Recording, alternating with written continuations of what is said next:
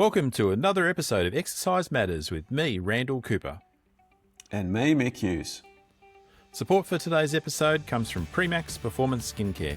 If you're active, you focus on strength, endurance and recovery. But what about your skin? Sweat, friction and the elements take a toll. That's where Premax comes in. High-performance skincare made for high-performance people. From recovery creams to anti-chafe balms, massage creams to exercise-specific barrier creams, we help your skin go the distance. Keep your skin as fit as your body with Premax. Available now at premax.co. And support for today's episode also comes from Learn.Physio. Health professionals, are you staying ahead of the game? Learn.Physio brings you cutting-edge education from world-class experts in sports and musculoskeletal medicine. Online courses, hands-on practicals and expert resources, all backed by the latest evidence and designed to fit into your busy schedule. To be your best, learn from the best. Get started today at Learn.Physio. Good morning, mate. Happy Monday. Happy Monday, Mick. How are things? I'm good. Welcome back. Welcome back from your North America trip. Yeah, I went to LA. I was over there for a bit over a week, mainly to go to the APTA, the American Physical Therapy Association, what they call a combined section meeting. So it's where all the different disciplines kind of come together. And apparently, they get 15,000 people come along to this show, and a lot of them are students. And I thought that was really cool to see that they encourage, and there's a program for students to kind of come into these programs, because the rest of the world doesn't do it like they do it. No, I don't know. I was like first or second year out before I went to my first conference, and there was something, those opportunities didn't really pop up unless you were already sort of maybe doing an honours pathway or even started some kind of research in your third or fourth years. But yeah, no, that's good to see they start them young over there, mate. And how'd you eat over there? I love my American barbecue. Did you get stuck in a bit, or what did you do? I probably got stuck in a little too well. My exercise routine went out the window as well. So I did come back, and I've coming back, it's like I've got to be a good boy and start eating well and exercising again. And I must say that I have been huffing and puffing, and I've needed every single minute of my rest periods between my sets at the moment. So I've been looking forward to this episode. It's like I know Tony's got some cool stuff to say, but It's something that's been playing on my mind for the last few days after having to get squeeze every juice of the lemon out of those rest periods as possible. Absolutely, mate. Well, you've given the topic away a little bit. For those that haven't, been keeping an eye on, upcoming episodes or whatever, today's episode is on rest periods in between sets, which is pretty interesting topic. It's, I don't know, you sort of think about some of the things you can do with training. You can work on, your sets and your reps and your volume and, obviously sleep and nutrition, all that kind of stuff. But I think a lot of people, and me, it would be a perfect example. I certainly don't appreciate the value of rest in between sets. And that's what we're going to talk about today. So we're not talking about rest days per week, not talking about, your sleep quality or quantity that we've covered before. This is, how long do you sit around for? How long do you strut around the gym for, flexing your guns before you pick up the bar for your next set? So I talk shop with Dr. Tony Shields, or Anthony Shields. Tony, I think, is what people know him by. But Tony's an associate professor in the School of Exercise and Nutrition Sciences at the Queensland University of Technology, or Q, in Brisbane, where he leads the Sports Injury Prevention Group and specialises in neural adaptations to strength training. And he's authored over 100 peer-reviewed papers. He's certainly a really incredible resource and a fountain of knowledge for this topic. He's a fellow handsome bald man. I wouldn't say, I can't call myself handsome, but I think he's yes, you can. Handsome old bald man like myself, and he's an ex-javelin thrower. He likes to throw. Wow. He likes to throw things in the air a long way. So he's got a bit of skin in the game when it comes to high performance and athletics and track and field. So good meaty topic, but an interesting one to cover today. Mate, how did you go before you did this episode? Because I used to get it all the time as a clinician in the rehab setting. Is like people, you give 4 sets of 12 or 3 sets of 6 or whatever it might be, and people would say, "How long do I take between each set?" When you got asked, I'm sure you've been asked that question plenty of times as well. What has been your answer up until this point? 1 to 2 minutes. Yeah. Yeah, generally, like that's most people. But if there was a specific example, like, I want to develop speed or power, I kind of knew there was elements there that we needed to go longer. But my kind of rough rule of thumb for my blanket response is usually 1 to 2 minutes of rest between sets. For some people, it's kind of like when you feel like you're ready to go again, kind of my recommendation there. And my population's probably a little bit biased towards those that are injured and those that are looking just to sort of turn muscles back on again, so to speak, or get muscle recruitment or get things firing up again. Maybe get a bit of hypertrophy in there. They take up a big chunk of my sort of rehab and my day-to-day stuff. I don't see too much of the elite pointy end of the road anymore, where that really fine tuning at rest intervals is really key. Yeah, what about you? Oh, similar. It would depend on whether it was, like you say, a neuromuscular exercise, really just to kind of improve neuromotor function and postural awareness. Any of those things is very different to trying to get a strength, or a hypertrophy response towards the end of the rehab or just in general training. But I always, this is what I'm interested in, particularly in today, because I had heard stories of like powerlifters and strength athletes essentially going to the gym for 2 or 3 hours in a morning and doing 6 deadlifts, and that's their session. That's it. Yep. Like nothing else. They sit around for, a deadlift takes like 5 seconds. Yeah. So it is fascinating. And Tony's got some great anecdotal sort of stories too about those type of athletes who are involved in speed and power, and a really cracking story about someone who'd kind of mismanaged their rest breaks and their sets and reps.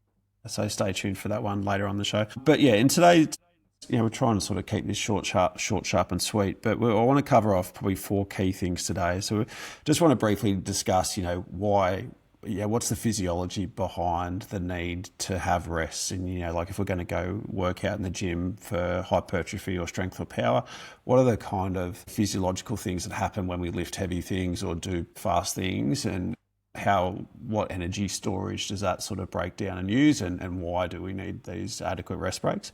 Then I want to have a look at the research in the space of rest intervals for hypertrophy, and then rest intervals for strength and speed and power, and then finally wrap up with some practical tips. And all the while, I've got some nice audio clips of Tony and my interview to share along the way, and some of his wonderful insights. So, yeah, good one to get stuck into. Yeah, no, that sounds really good. Good. All right. Well, first off, let's talk about, the physiological reasons behind rest. And so I guess, a really nice anecdote here is, we think about our muscles' energy storage and recharging our kind of muscles or our energy pathways, kind of like how we would a battery or a car battery or our phone battery. Our immediate source, our muscles' immediate source of energy is the ATP system. And think of that as a high-performance battery. And for explosive lifts or sprints, we really want to have that what you sort of use another system called the ATP PC system, where we're basically, it's our kind of like our really high intensity V8 system. So a nice metaphor of how our body uses this ATP PC system, in particular when it comes to hypertrophy, but then also for strength and power. If we're using high intensity efforts and we're doing high intensity efforts, basically that will drain our battery. And if our battery will start draining after about 10 to 15 seconds of work. And if we plug in our battery for 60 seconds, so to speak, we might only, so if we rest for 60 seconds, we might only get about 40% of recharge back into our system or our phone, if we're using this sort of phone analogy.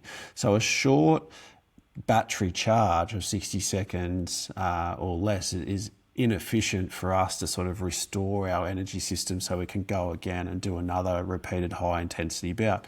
So for hypertrophy, it doesn't particularly matter. If we don't restore our energy systems all the way back up to 100% effort again, it probably doesn't matter so much. We'll talk about that in a second, because when it comes to hypertrophy, we don't mind if we kind of keep fatiguing and breaking down, because we want that volitional fatigue and failure point every time we do our sets and reps. So it's not so much of an effort. But when we're talking about speed and power and that really 100% effort all the time, we want our batteries recharged fully back up to normal.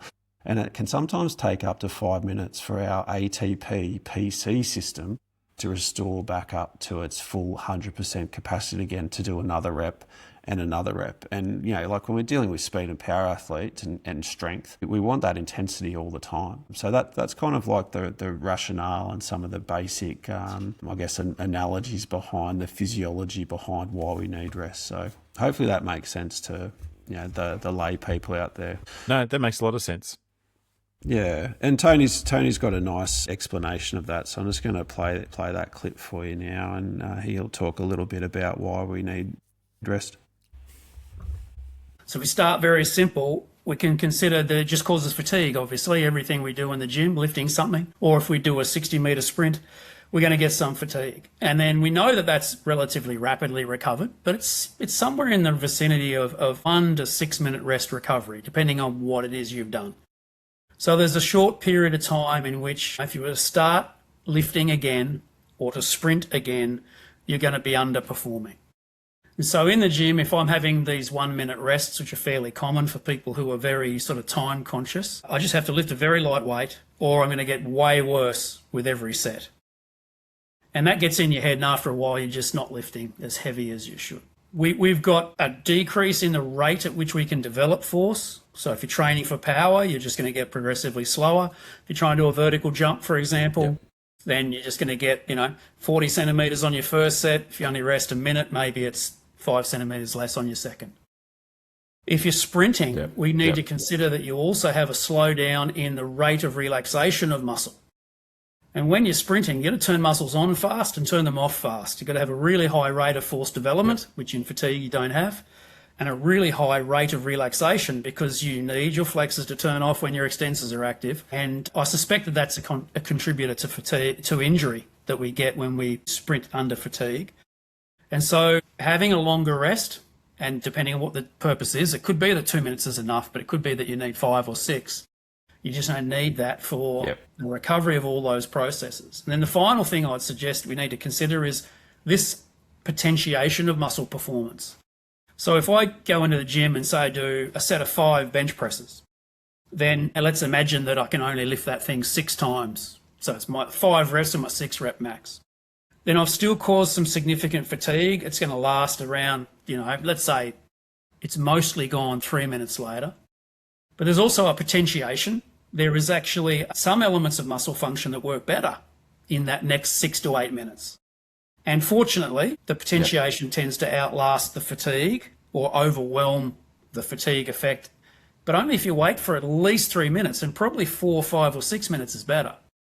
And harnessing that potentiation, I think, is a really important part of higher end training. Getting from being good to very good, you want to try and see if you can minimise the impact of fatigue, maximise the impact of potentiation, and then your session as a whole is usually of a higher quality. Yeah, so a couple of little things there, and extended on some of that basic physiology, but I liked how, and we don't go into that a lot in this episode, it's certainly a topic that would be really helpful, the potentiation. And I've sort of learned a little bit about this over the time, and I've sort of dabbled in a little bit, and I certainly encourage my athletes to look at this as well. But this potentiation effect, and so sometimes you might read it in the literature as PAP or PAPE, P-A-P-E or P-A-P, but basically it's the post-activation potentiation, in that when you lift something heavy, what Tony just describes, that you've got this sort of feed-forward response where you're able to go that little bit heavier into your second set and your third set, and it's almost like self-fulfilling, where you get that excitement out of the muscle system. So that would be a really nice, juicy, meaty topic where I might cover next time. But yeah, in a nutshell there, Tony breaks down those sort of reasons behind rest, and certainly some of the performances that can be improvements in performance if we just give it a little bit of time between our sets. Those comments were good. I think the potentiation thing would be a great thing for us to kind of delve into further, because I've noticed it in my patients, I noticed it in me, that, essentially it's firing up all your muscles. That first set's really like not quite a warm-up set, but it just gets everything humming, and then you can really go for it after that.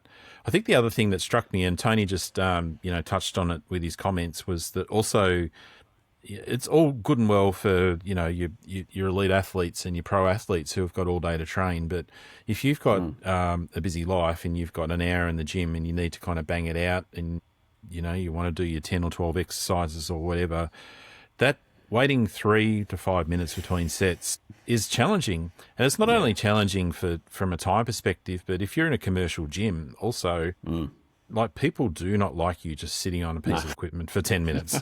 You're going to get a lot of comments coming back the other way. So, sometimes real life has just got to kind of overlay or kind of trump, what the science says. But it is interesting science.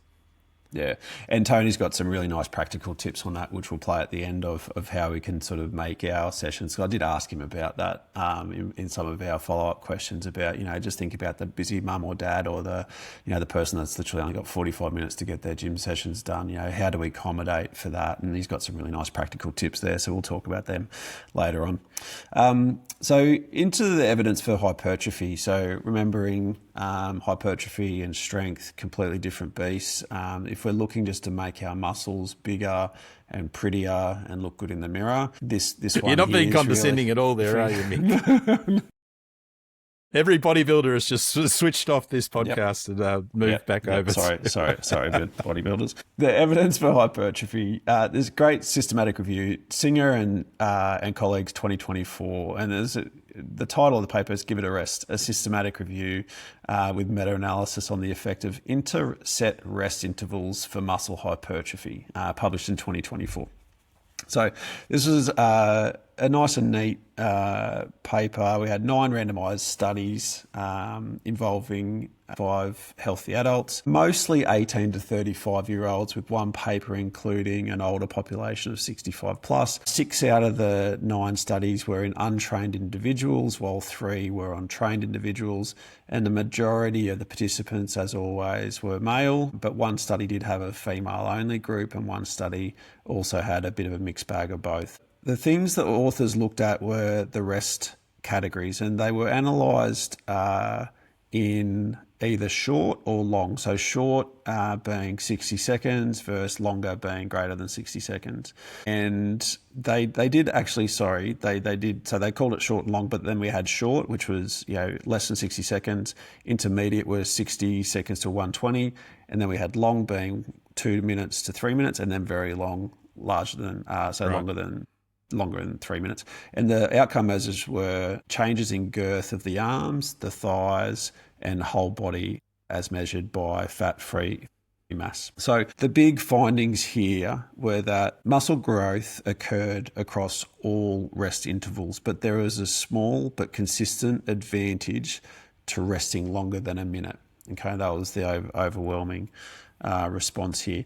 When you rested for at least 1 minute, there were small benefits for both the arms and the legs, and the probability that the resting longer than a minute versus shorter than a minute was 74% for the arms and 88% for the thighs. So very, very confident conclusions here that at least a minute rest was important here in this study. The authors found, though, there was a 90-second plateau period. So the analysis showed no appreciable differences in hypertrophy when resting longer for 90 seconds, which suggests that once the energy storages within the body are sufficiently restored, we don't have to get them up to 100% for this type of work. It was enough to sort of be able to get through a second set, third set, and fourth set and train that muscle to volitional failure. So it was an interesting one. So overriding summary here was that if your goal is for maximal muscle growth and hypertrophy, particularly in the upper and lower limbs, participants should rest for at least 60 to 90 seconds, but longer than 90 seconds if your goal is for hypertrophy. There wasn't much gain. If you did want to rest for longer, so shorter than 60 seconds, it's still a viable and effective option, particularly for those busy people who just can't sit around for that long in between. But yeah, the sweet spot seems to be between 60 and 90 second rest periods. And that finding was also supported by Grigic and colleagues in 2017, which also looked at a group of about 120 participants, and it was a meta-analysis and systematic review again of this time of 6 studies, which included the 115 participants, mostly men, so 97 men, 18 women, also 2 mostly untrained individuals versus trained individuals, and the same things they were being looked at is that 60 seconds or less rest period or beyond 1 minute and above. And the rest period improvements, so the hypertrophy changes were found to be in that sweet spot of 1 minute to 2 minutes. This is probably a little bit longer than the first study I mentioned, Singer, but that 1 to 2 minutes seems to be the sweet spot here when hypertrophy is the goal. That's good news for our bodybuilding friends. For those who have remained listening to this podcast, that you could, if you're a busy person and you do want to increase muscle size, then that rest periods, I assume, will be shorter than what we're going to see for the strength group. Yes, yeah, absolutely. A bit of a different change of pace when it comes to strength, speed, and power. But Tony had some nice comments here for those that are looking to get improvements in hypertrophy. So let him talk now. With regard to hypertrophy, rest period is not critical. You definitely don't need to keep it short within that 30 to 60 second guideline you mentioned. The top end of it can be 6 minutes still. It's just that it's less time efficient, right? Now, if you're training only for hypertrophy, you care just about the size of your muscles, then you're thinking about time efficiency as well, and volume is your friend. So you can get more volume done with the shorter rest, but that's the only reason I'd tolerate the shorter rest. With an athlete, a performance athlete, someone who has to lift heavy or move fast or throw something a long way or jump far, then I would never go less than 3 minutes rest with those athletes because they're performance oriented and they can rest 5 minutes, they can rest 6 minutes. It won't stop them from getting hypertrophy. But if you look at the literature and where the literature's at, there's a recent meta-analysis by Singer and colleagues, and they compare rests of less than a minute to 1 to 2 minutes to 2 to 3 minutes to 3 to 4 minutes. Then they run out of literature after that. There's not a lot of studies that compare longer rests. But they show a very small trend for the 1 to 2 minutes to be very fractionally different from the others, but there is no significant difference at all. And given that this is based on 9 studies only, I would say that everything works for hypertrophy. If you want to stick with the literature, it's up to 4 minutes, and use the time-efficient approach. If you want to bang in more volume, you can definitely rest a shorter period of time. And it just depends on the type of training you like doing. There's that very metabolically stressful, pump-inducing short rest period, which makes you feel great in the gym because you look great in the mirror with a 1 minute rests. But it's not the only way to go. Yeah, there's Tony, you sort of gave a couple of clues away for our next discussion point about speed and power, but I did like his comments there. He's a very, I guess, pragmatic kind of guy. You know, it all comes down to the person sitting in front of you and what you're trying to achieve. He mentioned his bias does sit a little bit towards the longer rest periods, but he's also his training goals are a little bit geared towards a bit more strength, speed, and power. But he did sort of flag there that hypertrophy will get bigger if you're an untrained individual and you're sort of less than probably 2 or 3 months of lifting experience. You train for hypertrophy, you'll naturally get strong, and vice versa.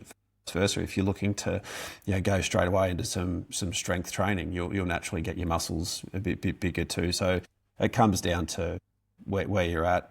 But certainly from an elite performance point of view, there's definitely some shifts in our rest period, which we'll talk about shortly. But Tony has some great things to say, particularly about those that are looking just for hypertrophy and looking good in the mirror. That's where maybe I got some of those comments from, I'd say. You've probably got another 10 minutes to keep backtracking, Mick. But the thing that sprung to mind listening to Tony then was reflecting back on another episode we did a few episodes with Eric Helms, and Eric spoke about how, like, particularly for people who just want to maximize their time, can do the agonist antagonist muscle pairing. So essentially, like, while let's say you're going to do your biceps in your arms, while those muscles are resting, you can just go and do your triceps. If you if the rest of your body's going to allow you to work so hard. And that might be a really nice way to kind of think about it as well. While you're resting, you can do something else in between. You don't have to sit there kind of doom scrolling, waiting for those 3 minutes to come up. Yeah, exactly right. And that's definitely a recommendation that Tony puts forward.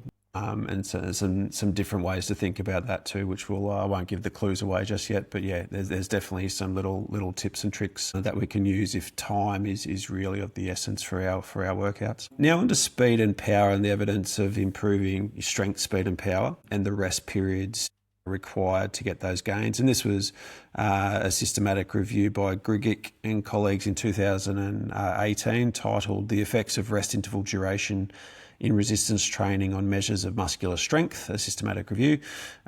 This was a synthesis of 23 studies involving nearly 500 participants. The sample was mostly males, once again, so 413 males versus 78 females. And this was once again a mixed bag of both untrained and trained individuals. The authors looked at three clear rest categories here. So we had short rest, which was less than 60 seconds, moderate rest, which was 1 to 2 minutes, and longer rest, which was greater than 2 minutes, which in this study and these studies selected was typically ranging between 2 to 5 minutes. And the outcome measures they looked at were changes in muscular strength, typically measured via a 1RM testing session. So the results of this, probably not much of a surprise if you've already listened in and tuned into some of like Tony's discussion points, but in trained individuals, to maximize strength gains, resistance training individuals require longer than 2 minutes, with shorter rest periods appearing to compromise the ability to sustain those high force contractions needed to develop strength. In untrained individuals though, short, so 1 to 2 minute rests were found to be sufficient. So there's definitely a difference there. So if you're trained, you need longer, and it means that you got your nervous system and those neural adaptations and that wiring system in your brain is a lot more efficient. It's a lot more trained. It's more experienced. So it needs to have more of a stimulus. If you're untrained and it's your first sort of lifting program and you're in maybe 3 to 6 months, and that's arguably, like a young sort of training history. When you look at some of the people that have been, lifting for, 5, 10, 20 years, they arguably have got a really well-fired and finely tuned nervous system that can squat efficiently, deadlift, bench press, so on and so forth. So, if you're untrained, you can get away with 1 to 2 minute rests, but if you're trained, you need more than 2 minutes. So in a practical sense here, strength coaches, physios, PTs, whoever it is that are working with athletes and looking to improve strength, speed and power, we need to tailor our rest periods depending on the training age of the individual. So novices and young lifters can get away with 1 to 2 minutes if strength is the goal, whilst experienced lifters need about 2 to 5 minutes to get those improvements in their 1 repetition max testing, if that's what you're testing poison is. That was a nice summary there, and Tony's obviously got a few more things to say there. So I'll hand it over to him because he's got some good comments. But one thing I come back to frequently when trying to encourage people to explore the possibility of longer rests is to have them consider, what do sprinters do? And track and field sprinters rest better than anyone. They know rest and they know the benefits of it, and they're the ultimate power athlete in many ways. And because sprinting is so central to so many sports, I think it's important for us to consider that when you do rugby training, you might be sprinting and having a 60-second rest between sprints. And there's some conditioning benefits to that, so that'll be a part of your training, that's fine. But if you think about a track and field sprinter, I used to go out to the track and throw jab. I could be there for 90 minutes. Some of my sprinting mates have done 660s in that time. And their 660s were a very long, elaborate warm-up, which seemed to take forever. Some run-throughs, getting progressively faster. But let's say they're doing 660s. They'll cut it up into 2 sets of 3. They'll rest 6 minutes between reps. So there'll be a 60-metre sprint and then at least 6-minute rest before they go again. There's a lot of time to walk in the sun with his shirt off, right? Then after 3 reps like that, they rest 15 to 20 minutes. So it's a 15 to 20-minute rest there. Then they'll repeat those 3 more reps. Now, Why do they need that? Well, they're moving so much faster than a typical human can move. They're close to their limits in terms of how fast they can move. You're never going to learn the coordination of moving exceptionally fast with muscles that have a slow rate of force development and a slow rate of relaxation. So they just manage to take fatigue and push it away into the corner better than any other athlete. So what we do in the gym is never going to look like that exactly. Although I did see Mitch Hooper, who's the world's strongest man at the moment, talk about him having 15-minute rests between sets. And I guess when you're lifting a small Korean car above your head, you might need a good rest period between sets. So that's the very extreme of rest periods. And so what we're doing in the gym when we're quibbling about whether we do 2 or 3 minutes, we're a long, long way from pushing the effects of fatigue away. Yeah, some interesting, and it sort of cross-pollinate a little bit. What the systematic review we talked about is mostly for strength. He talked clearly about sprinters and some of the power-based athletes, but the whole overriding sort of message here is certainly it seems to be the longer the rest period, especially in highly trained and more elite end athletes, need to have arguably much longer rest periods than our sort of novice, early kind of career lifters, so to speak. So. What'd you take away from that, mate? At the very least, I just found it really interesting, that, and I have seen from a distance, a lot of these high-level sprinters kind of train, and a lot of them do. They just think, what are they doing today? Like, they just seem to be kind of doing a lot of drills, a lot of posing, and then they will just run fast for literally like 10 to 15 seconds, and then it all happens again. So what Tony said is something that I've seen from afar for a while. Clearly it works. I suppose the thing for our audience, is how much can we take away of that? It's again, unless you are going for the Olympics and being a sprint athlete, a lot of people do not have time to 2 hours to do 660s. They've got to squeeze it into something a little bit shorter than that. Yeah, agree. So yeah, it's such like I don't know, like I always sort of put my dad hat on. It's just like how much rest do we have here to sort of get the session in? So yeah, it's as always, like from a health professional's point of view or a strength, like a PT, exercise physiology, it's always just sort of meeting the person that you're dealing with, where they're at in their training. But yeah, I love his insights, and so far it just sort of seems if strength and speed and power is required, longer the better. I did ask him because I the gym that I go to every Tuesday and Thursday morning, they run this Tabata style training, and we talked about Tabata training and high intensity training a bit in the past in topics, in some podcast topics, and remembering from Tabata, like we're training hard for 20, 30 seconds, and then we've got 10, 15 seconds rest, or slightly different ratios, but the ratios are geared towards much shorter rest periods. So I asked Tony about that, and just sort of tongue in cheek asked him, are these people wasting their time when they're doing that? So this is what he had to say about that. I think if you take most people have a low training status, and a few people have a moderate training status, and rather few people are very highly trained. And because the vast majority of the people we see in the gym come from those lower levels of training status, training background, then they can be improving with suboptimal program design. One of the biggest problems I see, well, first of all, the rest period is often too short for a lot of people that we see in the gym. I think there would be a tendency for that to be the case in this type of training, Tabata type training that you describe. I think sometimes too, exercise order is a problem. Because if we want to train for strength, we might think, okay, well, I want to get stronger at bench press, so bench press will be number one. And then I might have a supplementary exercise or two to work on some muscle groups that aren't absolutely murdered already by bench press. But often in some of these group classes, we just see people training everything in every different order.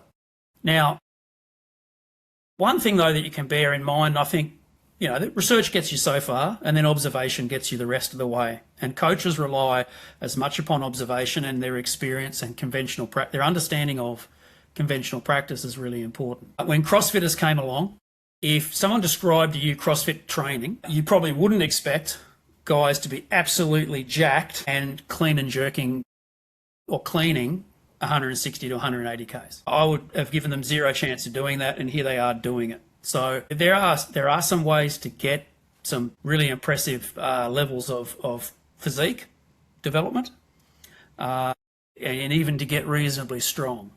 But it doesn't mean we wouldn't do better to design our programs a little more cautiously. Yeah, so some good comments there too. I think you raised a really good point that vast majority of people who do go to the gym this time of year is a perfect example. We've got our New Year's resolution is sort of hopefully still standing after their first 6 weeks of starting the year and joining boot camps and exercise sessions, and you sort of think about their intake into January. They probably haven't exercised much over the last few years, if not longer. So their training experience is really low. So their potential for gains and benefit are going to be quite good. There obviously is those risk versus rewards where if we're giving inadequate rests and our training programming is a bit sloppy and they're not having enough rest periods, and we're talking about injuries and breaking down a few weeks later and stopping the program. But yeah, like you said, our programming could probably be always that little bit better.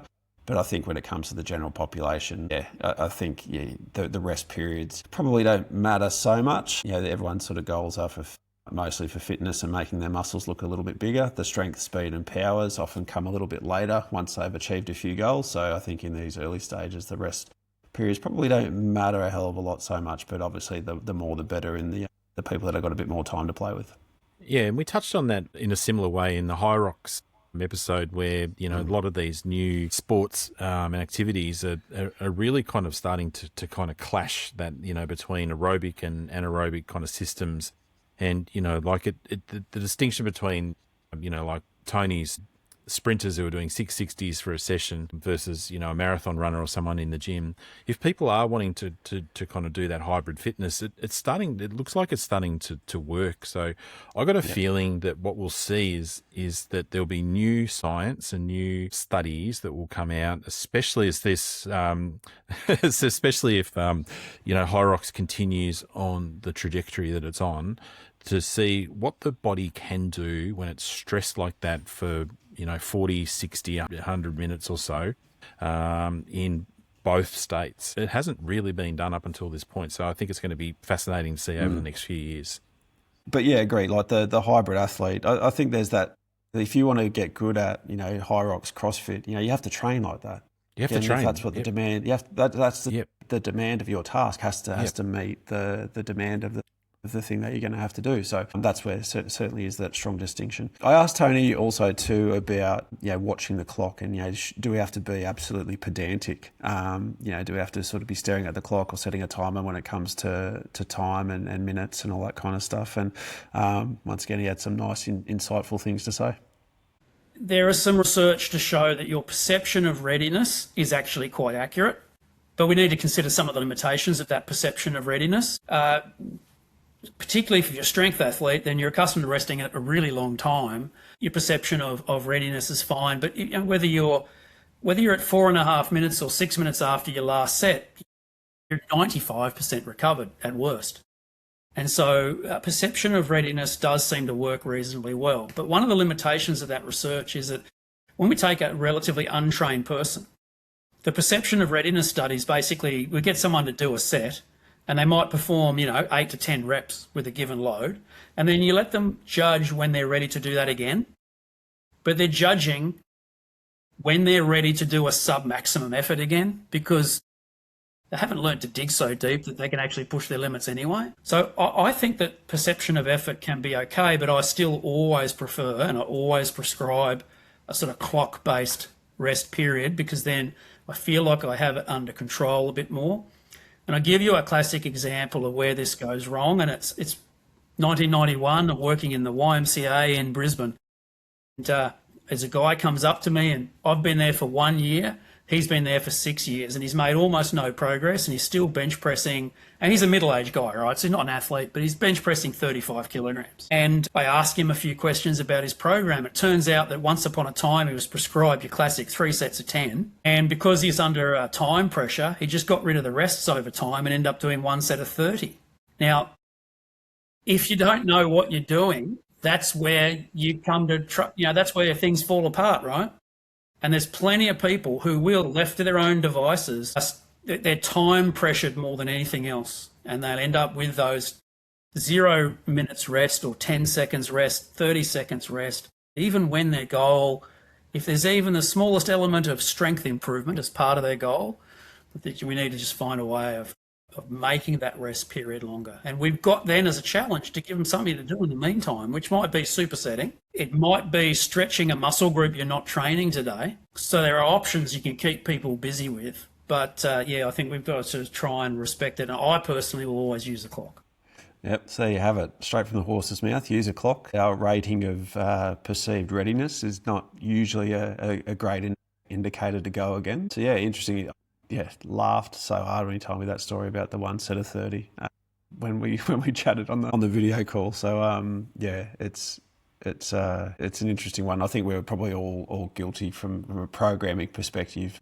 Yeah, not appreciating how one our patients will probably listen and how we communicate, why we have these rest periods, but also to making sure that we probably need to get our patients feeling a little bit uncomfortable from time to time, and that's why I like working.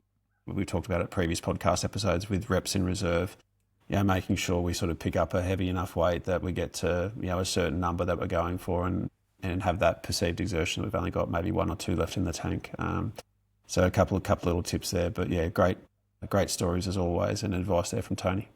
Yeah, I agree with Tony on the perception of readiness, because reflecting on my own career, the top few, let's say the top 5% of people that you see who are the pro athletes who have just got exceptional body awareness, I think they can judge it. They know their bodies well. They're in tune with it. Whereas most people don't really know their bodies all that well. And if you're just leaving it up to them, I think it could morph into that story that, Tony said about just 3 sets of 10 become 1 set of 30. Yep. But if you give people an objective time, then they will follow it most of the time. So I think that's for the people who are listening to this podcast who are professionals, exercise or health, that would be one of the key takeaways for me anyway from this episode is to be quite prescriptive with the time of rest between sets. I used to blow it off and say whenever you're ready, but I would take that back now. And I would say, listen, it's going to be at least a minute. And then if we're going for strength here, then you're going to be at least 2 or 3 minutes. 3 minutes if you've got the time to do so. Yep.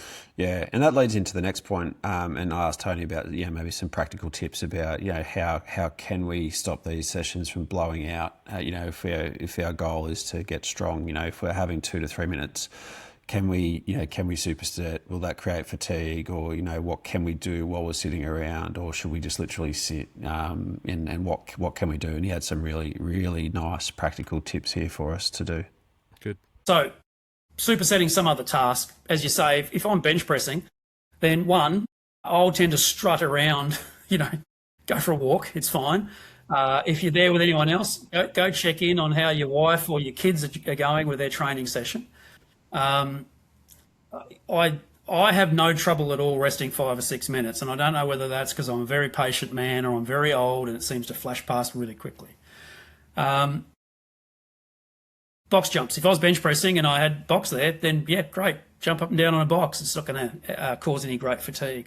But here's one really important point, that whilst I advocate for longer rests for strength benefits, if you had 6 exercises in your program, not every single one of them is there for maximising strength.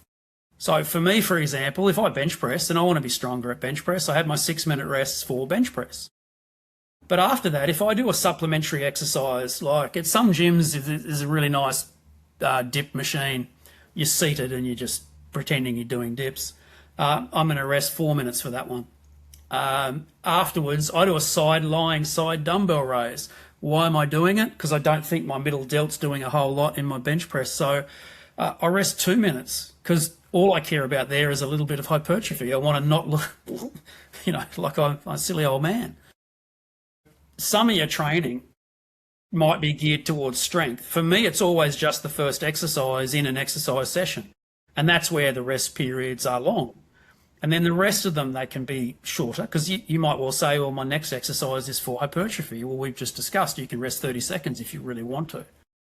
So if this is if you took a 6 exercise program, 4 sets each, and you rested 5 minutes between all of them, you've got 2 hours just of rest. And I wouldn't be suggesting too many people want to do that. But if it's just your first exercise, and maybe you're doing 4 sets, maybe it's only the rest period between set 1 and set 2 and set 2 and set 3.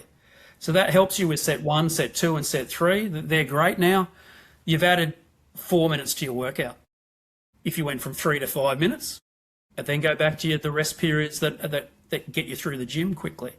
So, it's not as if every single set of every single exercise requires that super long rest. Some of us do exercises for injury prevention benefits. I don't know that my calf raises have to be super heavy. I rest 2 minutes between sets with them. They seem to recover okay. My Achilles tendinopathy stays at bay. That's all I care about. There is no contest for calf raise. I probably do quite well at it, actually, but there is no contest for it. So it doesn't matter. I rest a short period of time. So I like how he's sort of broken it down and sort of, one, you got to think about what's your training goal for a particular thing. So squats and deadlifts, he used the bench press example. But, and I sort of I've taken a lot of this approach myself when I've got like a skill-based lift. So, squats, deadlifts, bench press, they're arguably, a skill that you acquire and learn over time. You need to have that, prescription of, obviously you got to start somewhere and low weight, high rep stuff just to sort of train. But over time, I've got to this point where I'm taking that, 3 minutes in between my squats and my deads. But those muscles, whilst I'm resting for 2 to 3 minutes, I don't necessarily need my calf for that period of time. So whilst I'm arguably resting those muscles, I'm supersetting with some calf raises.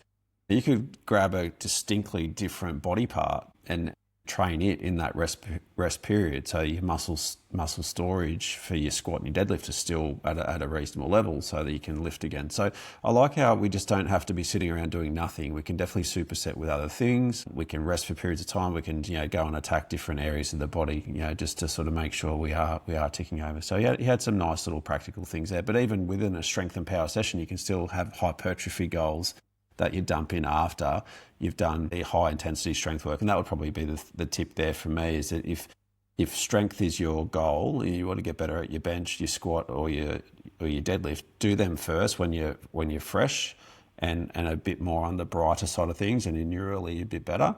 And then if hypertrophy is that sort of secondary goal in other areas, you sort of do those following after you've sort of pre-exhausted all your sort of most important stuff early. So we just don't have to be sitting around for 2 hours of rest periods, which can sometimes blow out.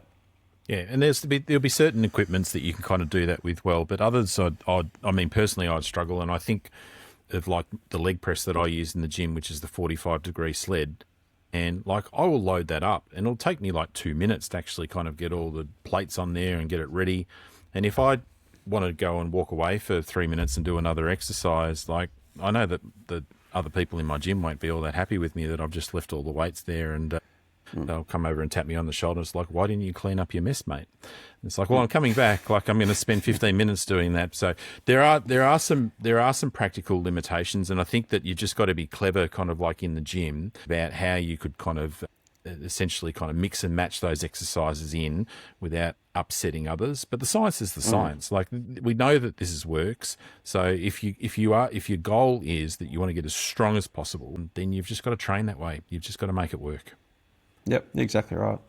So that's Tony and my chat, and that's the podcast in a summary day today, mate. There's a couple of little practical tips that I've sort of jotted down here. Some we've probably already have mentioned and summarised again, but probably just to wrap it up in a neat and tidy bundle. Three sort of practical tips from me is that if you've got this sort of busy life and you've literally got 45 minutes to an hour, as I said before, pair a movement, so squat, deadlift or an upper body lift, pair that movement up with a low effort, non-distracting kind of exercise, like a calf raise, like a bicep curl or a side plank or a front plank. It doesn't particularly matter. Like I know some people will probably criticise, like we should keep our back and our upper body in our buys and our tries, and have our body parts all on sort of certain days. And sure, like there'll be people who will want to train body parts and that kind of stuff, but for the busy person who's relatively untrained and needs to start somewhere but only has an hour to lift and not many multiple sessions per day or per week, then getting your best bang for buck and your foot in the door and working on some strength and hypertrophy is really key. We've sort of got to take these barriers away, and time is a barrier, and maximising your rest period is really key. So if we're going to advocate and push for at least a 1 to 2 minute rest period, then what you do in that time, I think, would be really key for your success. And that's where, for me, pick a simple exercise that's distinct and probably far away from what you're currently lifting. So calf raises for me are kind of my little exercise, and the calf muscles don't use the same battery. It's kind of a nice way to sort of think about it as a squat or a deadlift. So it allows you to still be efficient. Number 2, use a clock. This whole sort of auto ready to go when you feel like you're regulated enough and you've got your rest periods down. Actually it doesn't seem to be working so much. So this whole sense of going when you feel like you're ready to go, just probably get the stopwatch out or look at your clock and actually get that 1 to 2 minute rest period if you're looking at hypertrophy, longer than 2 minutes if you're going for strength. And also too, the last one, just flagged it before, like if you're looking for strength, if you're looking for power, and you mix bag in your session, so you're going hypertrophy, strength and power in one session, make sure your strength and power stuff is done at the start when you're warmed up and neurally fresh, not sort of dumped in when you're flogged and your legs are cooked and feeling like jelly at the end. So there's my three hot tips that I've come through and learnt from Tony. So hopefully everyone has taken a few little bits and pieces out of that one too. It was excellent. I learned a lot out of that as well, and I think that hopefully most people who listened in learnt something out of it as also. So good stuff, mate. Yeah, no worries, thank you. Well, that's a wrap for today's episode. If you enjoyed the chat, make sure to subscribe, leave a review and share it with your mates. As always, a quick disclaimer, this podcast is for educational purposes only and is not medical or individual advice. Please always seek guidance from a qualified health professional for your specific needs. A big thanks to our sponsors, Premax, high performance skincare for high performance people, and Learn.Physio, world class education for health professionals. We'll catch you next week. Catch you next week.